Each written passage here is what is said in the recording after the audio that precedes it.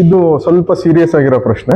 2020ರಲ್ಲಿ IAS ಅಲ್ಲಿ ನಿಮ್ದೊಂದು ಭಾಷಣ cancel ಆಯಿತು ಅಂತ ಕೇಳಿದ್ವಿ. ಅದಕ್ಕೆ ಕಾರಣ ಏನು, ಮತ್ತು ಅದರಿಂದ ನಿಮ್ಮ ಬರಹಗಳಲ್ಲಿ ಏನಾದರೂ ಬದಲಾವಣೆಗಳಾಯ್ತಾ? ಇದು ಒಳ್ಳೆ ಪ್ರಶ್ನೆ. ದಯವಿಟ್ಟು ಒಂದು ದೊಡ್ಡ ಚಪ್ಪಾಳೆ ತಟ್ಟಿ. ನನ್ನ ಬರಹಗಳಲ್ಲಿ ಬದಲಾವಣೆ ಆಯ್ತು ಅನ್ನೋ ಪ್ರಶ್ನೆ ಇದೆಯಲ್ಲ, ಅದು ಬಹಳ ಇಂಪಾರ್ಟೆಂಟು. ಅದಕ್ಕೆ ಮುಂಚೆ ಕೇಳಿದ ಪ್ರಶ್ನೆ ಕೂಡ ಇಂಪಾರ್ಟೆಂಟು. ಅದು ಮೊದಲನೇದು ಹೇಳ್ಬಿಟ್ಟು ಆಮೇಲೆ ಅಲ್ಲಿ ಬರ್ತೀನಿ ನಾನು.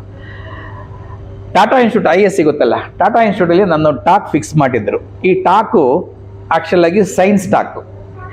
ಏನು ಅಂದರೆ ಸೆಕ್ಷುವಲ್ ಸೆಲೆಕ್ಷನ್, ಪಾಲಿಗೇಮಿ ಅಂಡ್ ಟೆರರಿಸಮ್ ಅಂತ ಇದು title of the talk.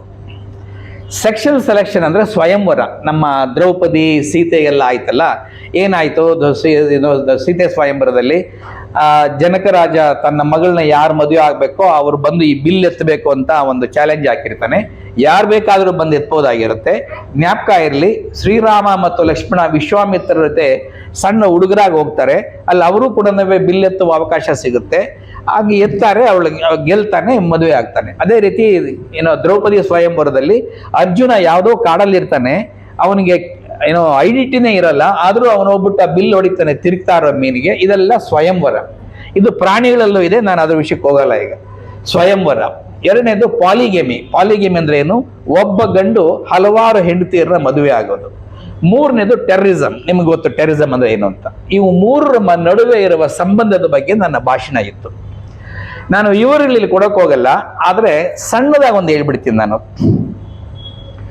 Bharat, China, Bangladesh, Sri Lanka, Pakistan ಈ ಎಲ್ಲ ದೇಶಗಳಲ್ಲಿ ಸುಮಾರು 9 ಕೋಟಿ ಹೆಣ್ಣು ಮಕ್ಕಳು ಕಾಣದಾಗಿದ್ದಾರೆ. ನಿಮ್ಗೆ ಆಶ್ಚರ್ಯ ಆಗ್ಬೋದು ಏನು ಕಾಣದಾಗಿದ್ದಾರೆ ಅಂತ. ನಿಮ್ಗೆಲ್ಲ ಗೊತ್ತಿರೋ ಹಾಗೆ ಸಾಮಾನ್ಯವಾಗಿ ಈ ಎಲ್ಲ ದೇಶಗಳಲ್ಲೂ ಅಥವಾ ಈ 6 ಕಂಟ್ರೀಸ್ ಅಂತ ಕರೀತಾರೆ, ಚಂದ್ರ ದೇಶಗಳು ಅಂತ ಕರೀತಾರೆ. ಏನು? ಚೀನಾ, ಬಾಂಗ್ಲಾದೇಶ, ಭಾರತ, ಪಾಕಿಸ್ತಾನ, ಚಂದ್ರ ಆರ್ಕ್ ತರ. ಇವುಗಳಲ್ಲಿ ಸಾಮಾನ್ಯವಾಗಿ ಗಂಡು ಮಗುವಿಗೆ ಪ್ರಾಮುಖ್ಯತೆ ಇತ್ತು, ಹೌದಲ್ಲ, ಪ್ರಾಶಸ್ತ್ಯ ಇತ್ತು. ಹೆಣ್ಣು ಮಗು ಆದರೆ ಭ್ರೂಣದಲ್ಲೇ ಸಾಯಿಸ್ತಾ ಇದ್ರು, ಅಥವಾ ಹುಟ್ಟಿದ ಮೇಲೆ ಕೂಡ ಎಷ್ಟೋ ಜನ ಸತ್ತಿದ್ದಾರೆ. ಕೆಲವೆಲ್ಲ ನಾವು ಕಣ್ಮುಚ್ಕೊಂಡ್ಬಿಡ್ತೀವಿ, ಅದನ್ನ ಒಪ್ಕೊಳ್ಳೋ ಕೂಡ ಇಷ್ಟವಿಲ್ಲ. ಕಂಗ್ರ್ಯಾಚುಲೇಷನ್ಸ್ ಅಮ್ಮ, ಹೆಣ್ಮಕ್ಳನ್ನ ಚೆನ್ನಾಗಿ ಬೆಳೆಸ್ತಾ ಇದ್ದೀರಾ. ಆ ರೀತಿಯ ಹೃದಯಪೂರ್ವಕವಾಗಿ ಮಕ್ಕಳನ್ನ ಬೆಳೆಸೋ ತಾಯಿರು ತಂದೆಯರು ಸ್ವಲ್ಪ ಕಡಿಮೆ ಇದ್ದಾರೆ ನಮ್ಮಲ್ಲಿ. ಈಗಲೂ ಕೂಡ ಕೆಲವು ಇನ್ನೂ ಹಂಗೆ ಇದ್ದಾರೆ. ಹಾಗಾಗಿ ಹೆಣ್ಣಿನ ಭ್ರೂಣ ಹತ್ಯೆ ಆಗಿದ್ದರಿಂದ 9 ಕೋಟಿ ಹೆಣ್ಣು ಮಕ್ಕಳು ಇಲ್ಲ. ಹುಟ್ಟಬೇಕಾಗಿತ್ತವರು, ಹುಟ್ಟಿಲ್ಲ. ಆದರೆ ಗಂಡು ಮಕ್ಕಳು ಅವರೆಲ್ಲ ಹುಟ್ಟಿದ್ದಾರೆ. ಇದರಿಂದ ಆಗುವ ಅಪಾಯ ನೋಡಿ ಏನಾಗುತ್ತೆ ಅಂತ. ಸಾಮಾನ್ಯವಾಗಿ ಪ್ರಕೃತಿ ಒಂದು ಹೆಣ್ಣಿಗೆ ಒಂದು ಗಂಡು ಕೊಟ್ಟಿರ್ತಾನೆ. 1000 ಜನ ಗಂಡು ಮಕ್ಕಳು ಹುಟ್ಟಿದರೆ 1000 ಜನ ಹೆಣ್ಮಕ್ಳು ಹುಟ್ಟುತ್ತಾರೆ. ಹಾಗಾಗಿ ಒಂದು ಗಂಡಿಗೆ ಯಾವತ್ತೂ ಒಂದು ಹೆಣ್ಣಿರುತ್ತೆ. 9 ಕೋಟಿ ಹೆಣ್ಣು ಇಲ್ಲ ಅಂತಂದ್ರೆ 9 ಕೋಟಿ ಗಂಡಸರು ಜಾಸ್ತಿ ಆಗಿದಾರಲ್ವ ಈಗ. ಆ 9 ಕೋಟಿ ಗಂಡಸರಿಗೆ ಹೆಣ್ಣಿಲ್ವಲ್ಲ. ಹೆಣ್ಣಿಲ್ಲದೆ ಇದ್ದ ಏನಾಗುತ್ತೆ? ಅವನು ಮದುವೆ ಆಗ್ಲೇಬೇಕು, ಆದ್ರೆ ಅವನು ಮದುವೆ ಆಗಕ್ಕಾಗಲ್ಲ. ಇದ್ರ ಜೊತೆಗೆ ಏನಾಗುತ್ತೆ, ಕೆಲವು ದೇಶಗಳಲ್ಲಿ ಪಾಲಿಗೇಮಿ ಅಂದ್ರೆ ಒಬ್ಬ ಗಂಡಸು 4-5 ಜನ ಹೆಣ್ಮಕ್ಳನ್ನ ಮದುವೆ ಆಗ್ತಾನೆ. ಮೊದಲನೇದಾಗಿ ಹೆಣ್ಮಕ್ಳು ಕಡಿಮೆ, ಜೊತೆಗೆ ಈ ಭೂಪರು 4-5 ಜನ ಹೆಣ್ಮಕ್ಳು ಮದುವೆ ಆಗ್ಬಿಡ್ತಾರೆ. ಹಾಗಾಗಿ ಬೇರೆಯವರಿಗೆ, ನನ್ನಂತ ಪಾಪಿಗಳಿಗೆ ಹೆಂಗಸರೇ ಸಿಗಲ್ಲ. ಯಾಕೆಂದ್ರೆ ಅವ್ರಿಗೊಂದು ಹೆಸರು ಇರಲ್ಲ, ಆಸ್ತಿ ಇರಲ್ಲ, ಐಶ್ವರ್ಯ ಇರಲ್ಲ, ಬಡವರು, ಅವ್ರು ಏನ್ ಮಾಡಕ್ಕಾಗಲ್ಲ, ಹೆಣ್ಮಕ್ಳು ಸಿಗಲ್ಲ. ಮದುವೆ ಆಗ್ಲೇಬೇಕು ಅವನು ಕೂಡ.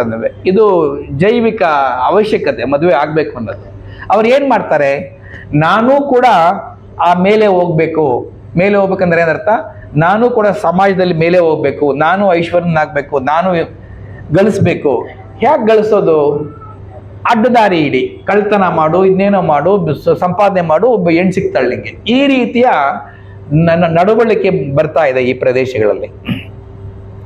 ಆಸ್ ಎ ರಿಸಲ್ಟ್ MIT ಅಂತ ಒಂದು ಇನ್ಸ್ಟಿಟ್ಯೂಟ್ ಇಂದ 2 ವಿಜ್ಞಾನಿಗಳು ಒಂದು ಪುಸ್ತಕ ಬರೀತಾರೆ, ಬೇರ್ ಬ್ರಾಂಚಸ್ ಅಂತ. ಏನ್ ಬೇರ್ ಬ್ರಾಂಚಸ್? ಈ ರೀತಿಯ ಹೆಣ್ಣು ಸಿಗದೆ ಇರುವ ಗಂಡಸರಿಗೆ ಬೇರ್ ಬ್ರಾಂಚಸ್. ಬೇರ್ ಅಂದ್ರೆ ಗೊತ್ತಲ್ಲ, ಅವ್ರೇನು ಒಂಥರ ನಪುಂಸಕ ಅಂತ. ನಪುಂಸಕ ಬ್ರಾಂಚಸ್ ಅಂತಂದ್ರೆ ಅವ್ರ ಪಾಪ ಹೆಣ್ಮಕ್ಳು ಮದುವೆ ಆಗಕ್ಕಾಗಲ್ಲ, ಮಕ್ಕಳು ಹುಟ್ಟಲ್ಲ ಅವ್ರಿಗೆ, ಅದಕ್ಕೋಸ್ಕರ ಬೇರ್ ಬ್ರಾಂಚಸ್ ಅಂತ. ಈ ಬೇರ್ ಬ್ರಾಂಚಸ್ ಆಗ್ತಾ ಇದೆ ಈ ದೇಶಗಳಲ್ಲಿ.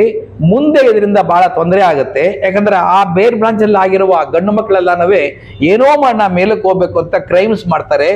ಯಾರಾದ್ರೂ ದುಡ್ಡು ಕೊಡ್ತೀನಿ ಬಾ, ಹೋಗಿ ಬಾಂಬ್ ಹಾಕೊಂಡ್ರೆ ಟೆರರಿಸ್ಟ್ ಆಗ್ತಾರೆ ಅಂತ ಅವ್ರು ಬರೆದಿದ್ರು. ಇದ್ರ ಬಗ್ಗೆ ನನ್ನ ಭಾಷಣ ಇತ್ತು. ಇದರಲ್ಲಿ ಯಾವುದೇ ರೀತಿಯಲ್ಲಿ ತಪ್ಪಿಲ್ಲ. ಆದರೆ ಈಗ ಗೊತ್ತಲ್ಲ ಕೆಲವು ಏನೋ ಬಲಪಂಥ ಎಡಪಂಥ ಅಂತ ಶುರುವಾಗ್ಬಿಟ್ಟಿದೆ ಎಲ್ಲ ಗಲಾಟೆಗಳು. ಅವರೆಲ್ಲ ಏನು ಅನ್ಕೊಂಡ್ರು, ನಾನು ಪಾಲಿಗೇಮಿ ಅಂದ್ರೆ ಯಾವುದೋ ಒಂದು ಧಾರ್ಮಿಕ ವ್ಯಕ್ತಿನೋ ಧರ್ಮವನ್ನು ನಾನು ದೂಷಿಸ್ತಾ ಇದ್ದೀನಿ, ಟೆರರಿಸ್ಟ್ ಅಂದ್ರೆ ಅವ್ರನ್ನೇ ದೂರ್ತಾ ಇದ್ದೀನಿ ಅಂತ, ಇವನು ಇಸ್ಲಾಮೋಫೋಬಿಕ್, ಈ ವಿಜ್ಞಾನಿ, ಇವನ ಪಾಠವನ್ನು ನಾವು ಕೇಳೋಕೆ ಇಷ್ಟವಿಲ್ಲ ಅಂತ ಯಾರು ಸೋಷಿಯಲ್ ಮೀಡಿಯಾದಲ್ಲಿ ಹಾಕಿ ಅದನ್ನ ಕ್ಯಾನ್ಸಲ್ ಮಾಡಿದ್ರು. ಇದು ಇದರ ಹಿನ್ನೆಲೆ. ಆದರೆ ಅವ್ರಿಗೆ ಗೊತ್ತಿಲ್ಲದಿರೋ ವಿಷಯ ಅಂತಂದ್ರೆ, ಇದನ್ನ ನಾನು ಆವಾಗಲೇ ಕನ್ನಡದಲ್ಲಿ ಕಥೆಯಲ್ಲಿ ಬರೆದು ಬಿಟ್ಟಿದ್ದೀನಿ. ನಾನು ಕನ್ನಡದಲ್ಲಿ ಎಲ್ಲ ಬಂದ್ಬಿಟ್ಟಿದೆ. ಅದನ್ನ ನೋಡ್ಕೊಂಡೆ ಯಾರ ನನಗೆ ಬೇರೆ ಕಡೆ ಭಾಷಣ ಮಾಡಕ್ ಕರೆದಿದ್ದು, ಅಲ್ಲಿ ಹೋಗಿದ್ದೆ, ಭಾಷಣ ಮಾಡಿದೆ ನಾನು, ಎಲ್ಲ ಅದ್ರ ಡಿಸ್ಕಷನ್ಸ್ ಆಯ್ತು, ಎಲ್ಲ ಒಪ್ಕೊಂಡ್ರು. ಆದ್ರೂ ಕೂಡ ಇಲ್ಲಿ ನಾನು ಕರೆದಾಗ ನಾನು ಒಪ್ಕೊಂಡು ಹೋಗ್ಬೇಕು ಅಂತಂದಾಗ ಏನೋ ಸೋಷಿಯಲ್ ಮೀಡಿಯಾದಲ್ಲಿ ನೆಗೆಟಿವ್ ಇಂಪ್ರೆಷನ್ ಆಗಿ ಕ್ಯಾನ್ಸಲ್ ಮಾಡಿದ್ರು. ಇದು ಒಂದ್ ಕಡೆ, ಅದು ಹಿನ್ನೆಲೆ. ನಿಮ್ಮ ಎರಡನೇ ಪ್ರಶ್ನೆ ಏನು, ಅದರಿಂದ ನನಗೆ ಏನಾದ್ರು ತೊಂದರೆ ಆಗಿದೆಯಾ ಅಂತ. ನಾನು ಒಂದು ಗಮನಿಸಿದ್ದೀನಿ ಇವರೇ, ಯಾರೋ ಕಾಮೆಂಟ್ ಮಾಡ್ತಾರೆ ಅಂತ ನೀವು ನಿಮ್ಮ ಬರವಣಿಗೆಯನ್ನ, ಚಿಂತನೆಯನ್ನ ಬದಲಾಯಿಸಿದ್ರೆ ನೀವು ಬರಹಗಾರರಲ್ಲ. ನಿಮಗೆ ಏನನ್ಸುತ್ತೋ ಅದನ್ನ ಬರೆಯುವ ಸ್ವಾತಂತ್ರ್ಯವನ್ನ ನೀವು ಕಳ್ಕೊಂಡ್ರೆ ನೀವು ಬರಹಗಾರರಲ್ಲ. ಯಾರೋ ಏನೋ ಕಾಮೆಂಟ್ರಿ ಮಾಡಿದ್ರು ಅಂತ ಹೇಳ್ಬಿಟ್ಟು ನಾವು ನಮ್ಮ ಬರಹವನ್ನ ಬದಲಾಯಿಸಕ್ ಹೋದ್ರೆ ನಾವಾಗಲ್ಲ, ಯಾರು ಕಾಮೆಂಟ್ ಮಾಡ್ತಾರೋ ಅವ್ರಾಗ್ತೀವಿ. ಆದ್ರೆ ನಾನು ಬೇರೆಯವರು ಅವಕ್ಕೆ ಇಷ್ಟವಿಲ್ಲ, ನಾನು ಗಣೇಶಿಯಾಗೇ ಬರೆಯೋಕೆ ಇಷ್ಟ, ಅದಕ್ಕೋಸ್ಕರ ಯಾವುದೇ ಕಾಮೆಂಟ್ಸ್ ನನಗೆ ಎಫೆಕ್ಟ್ ಮಾಡಿಲ್ಲ ಅಂತ ನಾನು